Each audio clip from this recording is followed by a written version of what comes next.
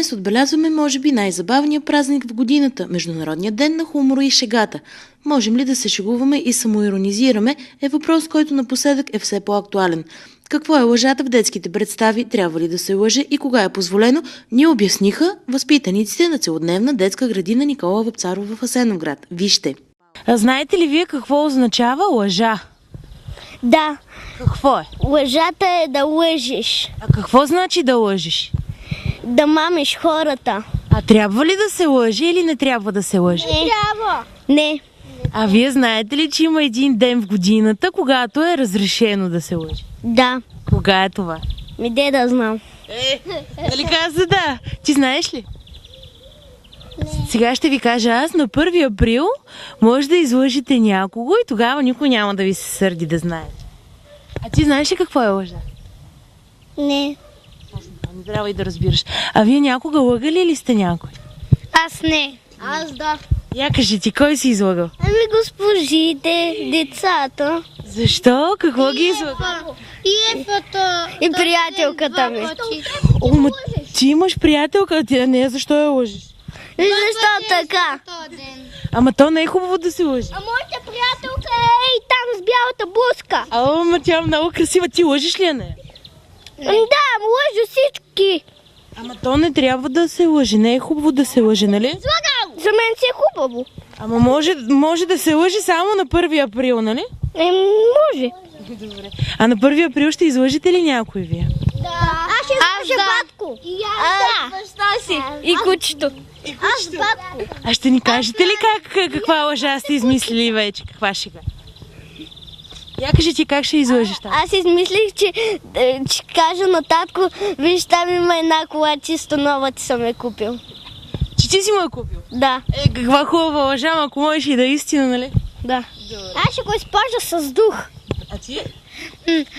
Аз ще кажа, че един приятел ти е откраднал портфейла и като види, че той си е на мястото, все едно съм го излъгал. И тук такава ще бъде твоята шега за 1 април. Да.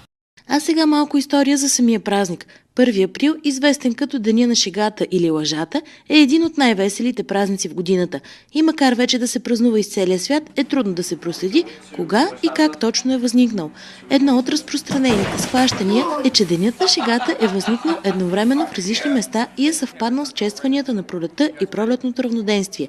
Други препращат историята на 1 април към древния Рим, когато неговото население е било съставено предимно от мъже.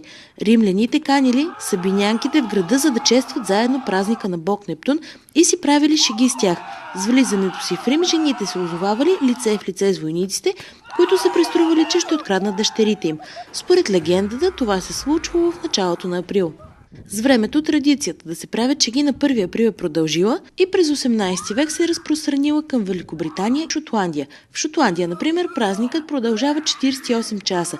Първият ден от честванията се наричал Априлски перко. Жертвите на шега били изпращани на лов за куховици. Вторият ден от празника бил кръстен Опашат ден и бил посветен на задните части. Честването му се състояло с ритник отзад като дар за поколенията. Хората се разхождали с табели, на които пишело ритниме отзад. И нашите предци приемат 1 април като ден на лъжата и закачките. Затова шегите са не само позволени, а желателни. Според традицията, ако човек не успее да излъже някого до обяд, на своя ред ще стане жертва на подбив. Закачките в този ден са незлобливи и не целят да засегнат никого. Най-добрата първоаприлска шега е тази, на която всички се смеят, дори човекът, на чието гръб е изиграна. В днешния 21 век българинът май не може да се шегува или по-скоро не може да се самоиронизира. Много ни бива в хапливите подигравки и в това сме царе, но все по-рядко започнахме да срещаме в живота си тъй наречените шегаджии. Затова и те са така обичани от всички, защото е толкова рядко в днешни дни да срещнеш човек, който не само се базика, но умее и да се самоиронизира. Българинът по-скоро не може да се шегува, защото шегата изисква да се избазикаш с някого, без да го заболи, но и същевременно да покажеш, че можеш да направиш това и със самия себе си, без в това да има хъплива нотка. Честит празник! А ако някой си е направил шега с вас, вярваме, че сте го приели чисто празнично.